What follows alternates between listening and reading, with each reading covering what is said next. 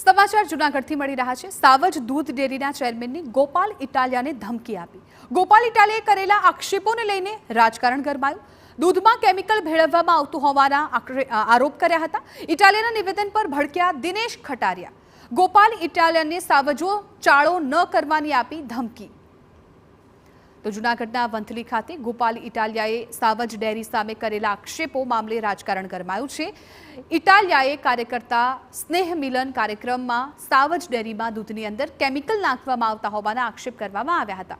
ત્યારે આ મામલે ડેરીના ચેરમેન દિનેશ ખટારિયાએ આક્ષેપોને પાયાવિહોણા ગણાવી ગોપાલ ઇટાલિયા સામે વળતો પ્રહાર કર્યો। દૂધની અંદર પ્યોર કેમિકલ નાખવામાં આવે છે।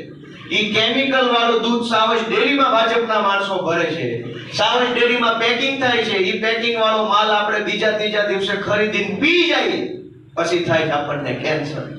દવા તો વર્ષોથી છટાય છે, હમણાં જ કા કેન્સર વધ્યા। ગોપાલ ઇટાલિયા તું સાવજનો સારો સમજીન કરજે, બીજાના ઈશારે કરમાં સાવજનો સારો કરનારા હજી બખોલ બાર નથી નીકળ્યા।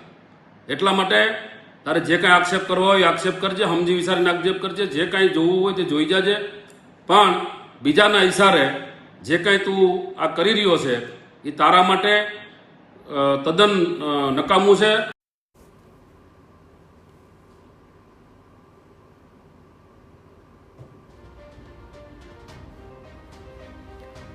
તો ગોપાલ ઇટાલિયાને હવે ધમકી આપવામાં આવી છે। એક તરફ અત્યારે ગોપાલ ઇટાલિયા અને કાંતિ અમૃત્યા વચ્ચે જે વિવાદ ચાલી રહ્યો છે એ વચ્ચે વધુ એક વિવાદ ગોપાલ ઇટાલિયાના નામે।